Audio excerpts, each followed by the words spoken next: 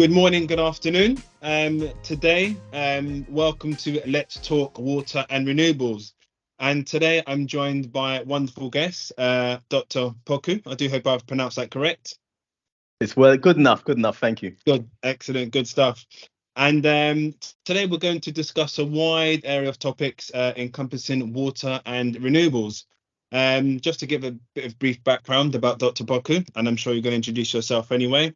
You served as Vice President, spearheading a number of hydro initiatives for Africa with Scatec ASA, a very well-known Norwegian renewable power firm who are focused on the emerging markets. Prior to your tenure with SN Power and Scatec, you spent several years in Indonesia and 2 years in Ghana as well. So a well-traveled man. Yes, very much so. Yeah, I've been in more countries than I care to mention. Excellent.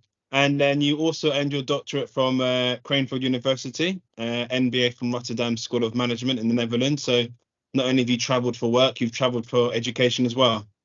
Yes, I've been lucky.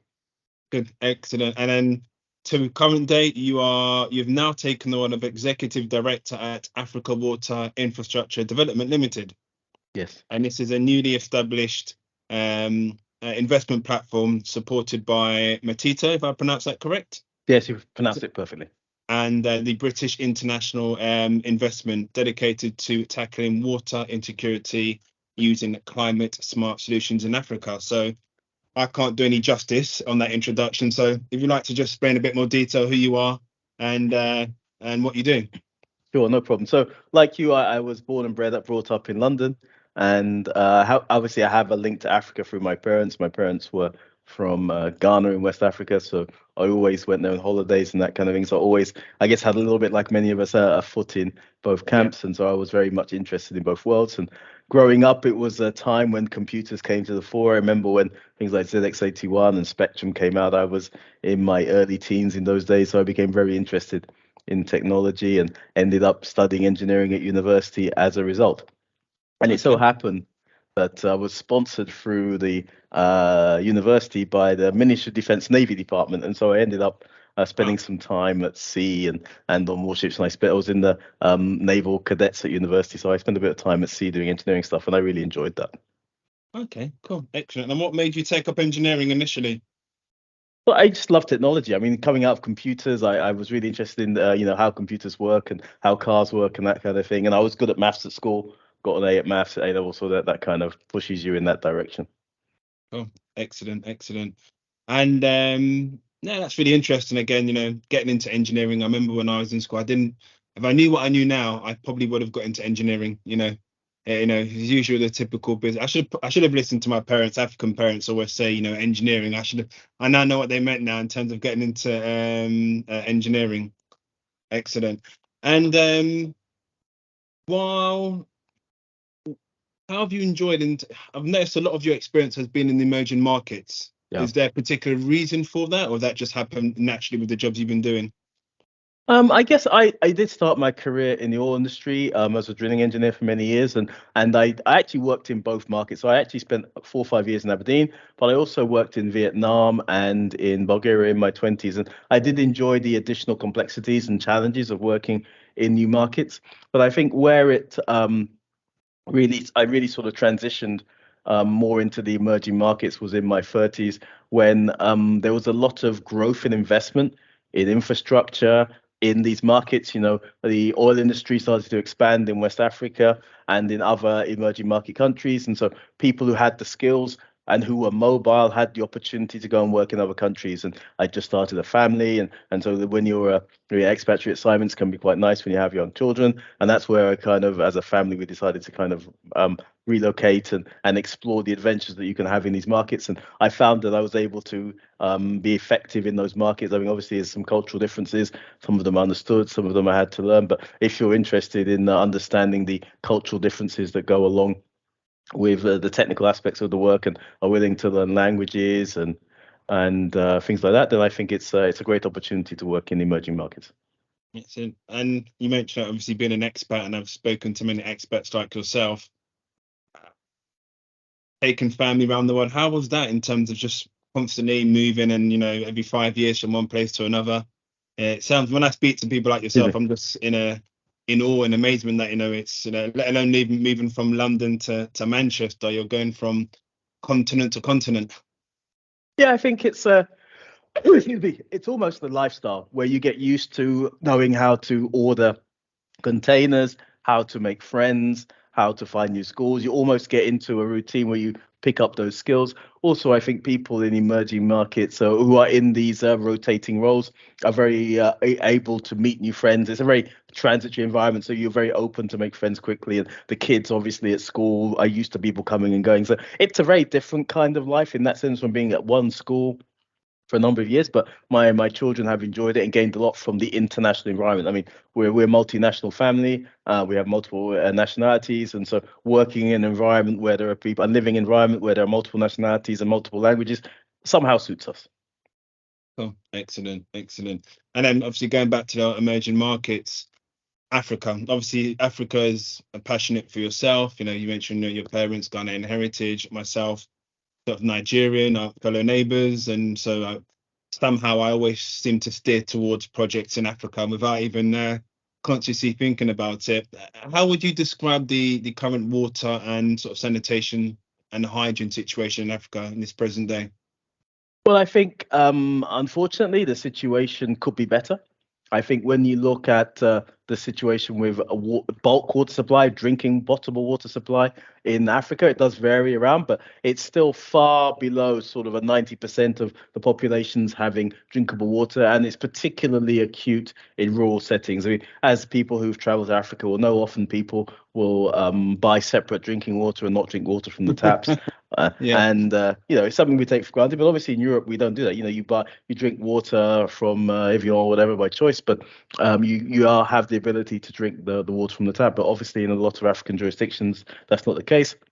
When it comes to sewage, a lot of people in the cities are using tanks for containing the sewage, or if they're in a rural setting, sometimes, unfortunately, we're looking at open defecation. In some countries, open defecation can be up to half the population, and the impact of that is that fecal matter gets into the water system, and therefore the water that people drink becomes contaminated, and then that has a lot of knock-on effects. So I was in Ghana last week, and I was talking to some people, and I was surprised by the knock-on effects that came from this contaminated water in terms of, intestinal worms and cholera and general illness, which affects just children, and diarrhea. And when they started to introduce cleaner water sources, the changes in terms of the health of the population was quite dramatic. And obviously, that has a knock-on effect in terms of people's productivity and their overall quality of life, which often people forget and don't quantify the knock-on effects of from a lack of water in terms of health and those kinds of issues. Yeah, amazing. I mean, just sort of doing some research myself and look at some of the stats, and if I'm correct, you're probably know more than me. 779 million people in Africa current day lack basic sanitation services. Yeah. So that's I mean, that's just cut through. No, it's a concern, and obviously populations are growing. I mean, in your ancestral homeland, Nigeria, I think the population is around 220 million right now. It's projected to potentially double in the next 30, 40 years, and so you need to have better sanitation, not just for the people, but also for the environment. If 400 million people are living in Nigeria, you need to have a structured and sustainable both water supply and sanitation system. So these issues are becoming critical. And of course, linked to that, you want to do it in a sustainable way with clean energy. So a typical water plant, maybe 40% of its costs come from power, and therefore providing sustainable power sources is also something that we're starting to think about as an organization. We want to provide clean water, but to do so in a sustainable manner. And I know a lot of these, from my limited experience and working on some of these, like from a recruitment aspect, a lot of these projects are funded by the likes of the World Bank and AFDB, etc. Do you see it as being more money needs to be invested, or more needs to be done by the local governments in particular? Where do you see what needs to be done? Well, obviously, as we've kind of discussed, there's a lot of gaps and a lot of projects. So there's no shortage of, areas where you can add additional water supply, and then the network and then the metering. So that's not the issue. The issue that I see is that the studies need to be done, the tariffs need to be agreed, the legal framework around these projects need to be agreed. Now, a lot of projects are done on a public basis, where the utility may work with an EPC company, engineering, procurement, construction specialist company in the water sector to build these plants, and they get the financing either from their own balance sheet or using blended finance, a combination of that plus money from DFI, international finance institutions like the World Bank, and there's a regional one like African Development Bank. And so a lot of those projects are being completed that way. But the sheer amount of projects that are required now mean that there is some room for some private investment. And that's where my company, AWID, Africa Water Infrastructure Development, comes in. It's a joint venture between Matito, a major successful water company in the Middle East and the emerging markets globally, and British International Investment, who is a well-known impact investor in Africa and Southeast Asia. And the aim is to provide that expertise and financing for that initial stage, where when there's an idea, but it's not ready in terms of the engineering or the commercial work, we'll provide that risk capital to take it forward in return for a PPP contract or concession, and selling that water and providing that water into the utility system, in addition to the water provided by the existing government-based utilities. So if I may give an example, we have an operating project in Rwanda, the Kigali bulk water plant. It's been open for 2 years, and that's one of the first, if not the first, PPP bulk water plant in sub-Saharan Africa. And it's providing about 20 to 25% of the potable water supply to Kigali. And it's working in synergy with the existing government plants, but it's providing water at a high quality and allowed the plant to be built, which, at the time allowed some space fiscally for the Rwandan government to operate and meet these requirements. I mean, as some people may know, the SDG, Sustainable Development Goal 6, is focused on clean water. And at the moment, there's a target to meet that goal by 2030, and that would require an investment of $30 billion a year between now and 2030 to meet that goal in terms of clean water and sanitation for people. And obviously, that is a significant amount of money. And that is a lot of cash money. I started to do the calculations in my head and thought, well, that's quite a lot. Yes, it is. Yes. And I think people are surprised when they hear that, but this is a World Bank figure, so it's not something I'm making up. But I think when you look at where people are in terms of water supply and sanitation and where we should be, there's a big gap, and there's a lot of financing that needs to be mobilized. And so the private sector can't do it all. The government sector, or the FI government sector, can't do it all. We need to work in synergy and provide a combination of solutions. Typically, what we see is that more complicated plants, more expensive plants might be better fitted for the private sector compared to the sort of more straightforward plants might be better fit for the public sector. Okay. And then the business you're working with, and that takes us beautiful to the kind of foundations of AWID. Is there a regional focus in Africa specifically, to say, for example, West, or is it kind of all throughout Africa? The mission is the same, or do you have a hotspot where you're going to be focused? Sure. Thank you for that question. I think I'm happy to say that we have truly a continental focus. So we have 2 operating plants, one in Rwanda, as I've mentioned, the Kigali bulk water plant, but we also have operations in Egypt. That's a desalination-based operation. Oh, wow. In Sharm el-Sheikh. Yes. So we're seeing opportunities in North Africa and in sub-Saharan Africa. So we are looking at opportunities literally from Cape to Cairo. And I think that's one of the exciting things is that we, at the moment, I mean, I've traveled throughout North Africa recently, and I'm starting to travel around the region. I think what we're looking at is countries which have some experience of public-private partnerships, obviously in the electricity sector. That's IPPs, as they like to call them, are a fairly well-established business concept, and there's a number of successful IPPs across the continent. But IWPs, independent water producers, are the new thing, and that's going to be the next phase. And so being able to work, if I have any focus, and I don't want to name specific countries particularly, but if I have any focus, I think it would be on countries which have been successful in operating and developing IPPs. And then we move to the next stage, which would be IWPs, and link those with IPPs ideally, such that they can move to the next phase. And some countries have happily some excess power, and being able to use the excess power for providing high quality water is something that's very interesting to us. Literally, I'm traveling all the way from Cape to Cairo, which is from Cape Town to Cairo, which is quite exciting. You're definitely collecting the air miles then. I certainly am, yeah. And that's one of the reasons, actually, at the moment, I'm based in Dubai. Matito have their offices here. And one of the advantages of Dubai is that it allows me to travel relatively easily to both North Africa and Sub-Saharan Africa. But I moved from Kenya. I was based in Kenya the last couple of years. So in theory, it could have been done from Kenya, but it's a little bit more tricky to get around North Africa from Kenya. Yeah. Okay. Excellent and good stuff.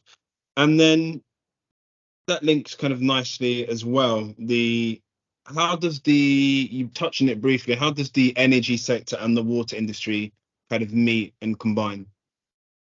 I think we can actually go with a three-way combination. I think what you start to see more and more is people starting to talk about the energy, water, food nexus. And what we're seeing is that people are starting to think about, okay, if we want to be truly sustainable, we're going to need a sustainable water resource. We're going to need a sustainable energy resource to provide that that water supply. But what are we doing with it? And often, if it's not drinking water, the big uses are in Africa are in agriculture and irrigation. And what we're starting to see is people say, okay, if we can put together a solution which provides a farm, let's say, an irrigation solution, a stable water supply, and a clean energy source, we're starting to see an opportunity to provide a fully sustainable agricultural resource that can be reused indefinitely. And that's where I start to see more and more projects looking at how do we put the three things together such that we can provide high quality foods reliably all year round without necessarily being so linked to rainfall. I mean, as you may be aware, in Africa, rainfall patterns are changing. It's not necessarily that there's less rainfall. It seems to be at a different time and sometimes more intensely. So what you see is you then get water runoff. So if you imagine that the ground has been dry for a few months and it's very hard, then the rain falls, but it can't seep in because the ground's already hard, so it just runs off. Yes. Yeah. So that's something that's changing. We're seeing more issues with runoff than actually the water going into the ground. So that fundamentally is changing how we need to design these water plants, how we design the broader water infrastructure to manage flooding in these countries, and then how we manage the agricultural seasons in Africa. Obviously, some countries have 2 or 3 crops a year, some have one. Obviously, it depends on the crop you're using, but being able to structure that more closely with irrigation. I mean, obviously, the amount of irrigation in Africa is very small. I think it's low double digits in terms of percentage of the agriculture produced. And obviously, if we can increase that, being able to provide a much broader range of foods more reliably, I think has a big impact. So I think what we'll see is you'll see more projects where they don't talk about an energy project or a water project, but you'll see kind of almost integrated projects where the water, the energy, and the agriculture are linked together. And I think that's where we'll start to see more and more happen. And as you may be aware, a lot of these utilities in Africa already are energy and water utilities, but they don't necessarily integrate in the way that they will in the future. Yeah. Okay. Yeah, you're right. I always see a lot of the energy and water kind of that kind of combination, but never with the food and agriculture, which is an interesting part. And you said the numbers for agriculture are quite low in Africa, and then just in terms of irrigation, in terms of irrigation, and just the size of the continent, it sounds like it should be a lot more. Yes. Well, I mean, as you may be aware, I mean, the Ukraine war has brought this into focus because a lot of foodstuffs were coming out of Ukraine for a lot of African countries, and so obviously like the maize and the wheat. Yeah. Is that right? Yeah. Yeah, that's right. So as it was disrupted, a lot of these questions about self-sufficiency, or at least better sufficiency in Africa, have been coming to the fore. Okay. So likewise in Europe with the energy source, all of a sudden it brought to the forefront, where do we get our energy from? We need to start doing more solar plants. Likewise with food and agriculture, you mentioned it's one of the things I never really noticed before. I didn't know before the whole situation in Ukraine that a lot of the food comes from there, in terms of the wheat, etc. So just understanding how these kind of geopolitical kind of events can really impact, you kind of feel, oh, it's in Ukraine, but this actually impacts Africa as well. So being self-sustainable is so important, that we know that there isn't this reliance on outside, etc. And when these things happen. I think one of the words people use a lot is resilience, and one of the sustainable development goals is resilient cities. And obviously, a resilient city is one that can produce a lot of its own energy, and one that can provide clean water and sanitation for its people. But obviously, has stable food resource source supplies. And I think as people move forward with some of these sustainable development goals, there's a lot of discussion about how do we make cities globally more resilient. And as we've now learned, that doesn't just apply in the global south, but it also applies in the global north because of all the recent geopolitical changes. Yeah. Okay. Excellent. And then, I mean, finally, the future. What does the future look like, from your point of view and the business? The work that you're doing with AWID. What does the next 5 years look like? 5 to 10. Well, obviously, I have a dream that we'll go from 2 operating plants to working on a multiple number of plants in different parts of Africa. I didn't quite mention it, but in North Africa, for example, there is a tendency to look at desalination because obviously the proximity to the sea and it's a relatively desert Yeah. environment. In East Africa, they have mountains, so there's often a lot, and there's some large lakes in the Great Lakes region. So there can be more working with projects where you just have to clean up river water before it can be supplied.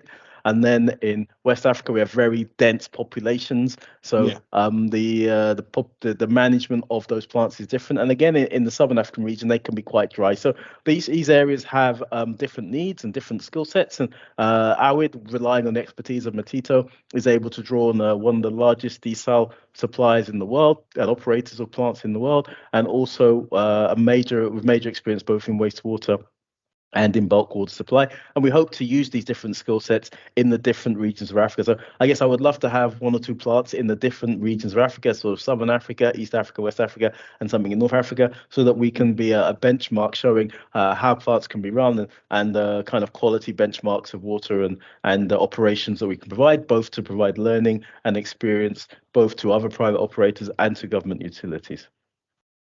Excellent. Well, I mean, hopefully the future's looking bright. For Africa and water. Well, I think water definitely is becoming a more and more of an issue for people. I mean, all the way from the UK, I think, as you know, with Thames Water, people are starting to realize that the water is something that we can't take for granted. I think people are discussing the value of water. I mean, as you may be aware, it's a public good, and therefore how we provide cost-effective water while also still being able to expand provision is a hot area, and there's a lot of discussion around that. And I think I'm hoping that there will be a lot of recognition about how the best way to provide tariffs that enable a lot more expansion in the provision of infrastructure, but also allowing people to have access to high quality water at an affordable price. And there's a lot of work and research and analysis being done on that. And I hope we find a solution that enables us to provide clean water and provide the benefits to people globally. I mean, in Africa, you're doing a lot of work in the energy sector, I know. And that's because the projects have momentum now. People know how to do energy projects. But if you actually look at the figures, excuse me, you see that provision of energy is getting very close to being pretty much good, but the provision of water is still very poor. It's lagging. And therefore, I think a lot of the expertise and resources, as we get closer and closer to addressing this energy issue, will move more into the water issue. And then once the water issue starts to we get some traction there, I think then we'll start to move into the energy, water, food nexus. So I'm very optimistic that these issues will be solved, such as they were in the energy sector. There's been great progress, and I'm very optimistic that there will be great progress in the water sector too over the next few years. Oh, excellent. Well, I mean, as I said, I wasn't aware of AWID and the work you were doing, but I now know. I've got a good picture, and it looks like the business has got lots of plans for Africa, and good financial backing, and they're really kind of optimistic and have really ambitious plans of what they want to do. And with someone like yourself, he's very, very passionate about water and the African continent. It seems it's a good combination. I hope so. I'm very committed to the work. I really believe in it. I think that the structure that's been developed by British International Investment and Matito provides a very good platform for us to have an impact on the continent, and I'll do my best to make sure that that's what happens. Oh, excellent. I mean, well, two or three final questions. Sure. As we've discussed, you're well-traveled man, well experienced. If there is any advice you could give your younger self, what would that be? Oof, that's an interesting one. I guess for me, I feel like I've had a pretty good career. You know, I did my engineering degree, then a decade later I did my MBA, and a decade later I did my PhD. And I think I would always say that uh, I should have maybe focused a bit more on my studies in my 20s. I think in my 20s I had a lot of fun, and you know it's good to have fun. But I think there were some other things I could have done which would have helped my career, which I kind of started to do in my 30s, and it would have been nice to do them a little bit earlier. You know, you have Okay. fun, but balance it a bit. Well, I mean, that's actually it's good to hear that because I've recently been thinking about doing an MBA, so it's good to hear that it's never too late to do your studies and further your No. education. No, and I think you bring a different perspective when you do it after a few years of work rather than do it immediately after your degree. I think you bring different things and you can implement it more immediately. I think if I'd done a PhD immediately after work, it would have been in a completely different area and I wouldn't be using it now. So these things have their time, but I think but it does take a sacrifice. You need to be willing to put in the effort. And I just even, for example, just did my PMP, so that's like a decade later after PhD. So Nice. I guess I'm a lifelong learner. I think there's a lot of value in that. Cool, excellent. And then final question: what's the one thing that everyone can either stop doing or start doing to help achieve, your goals and ambition for Africa and water? I think people take water for granted. I mean, we open our Okay. taps and we just assume it's there, and Yeah. we don't understand what it takes to make that water there, and that the world is actually more water scarce all over the world than we realize. And I think people should think about how they use water and consider the impact of their use of water in their day-to-day lives, but also if they're involved in emerging markets, think about how they can support the development of water as well as the development of energy. I think people are very focused on energy, but I think people should really start thinking about what can they do with themselves to support the development of water, because overall, I wouldn't say one is more important than the other, but I think certainly it's as important as electricity to the overall quality of life for people all over the world. Yeah. No, well, that's a good way to end it. And yeah, definitely, yeah, don't take water for granted. As you said, we switch on the tap here, especially here in the UK, and it runs, and you don't think where it comes from and what it needs to Yeah. get there. And guess having the benefit of traveling to Nigeria as a kid and as an adult and realizing it's not that simple that you can just turn No. on the tap and drink it. So don't take it for granted. But again, thank you very much for your time. It's been a pleasure to speak with you and to understand more about yourself and AWID and what you're doing, and wish you the best of luck and future success. Thank you, Digi, and thank you for the opportunity. I have enjoyed it. Thank you very much. Anyway, have a wonderful day. Take care. Goodbye. Thanks, man.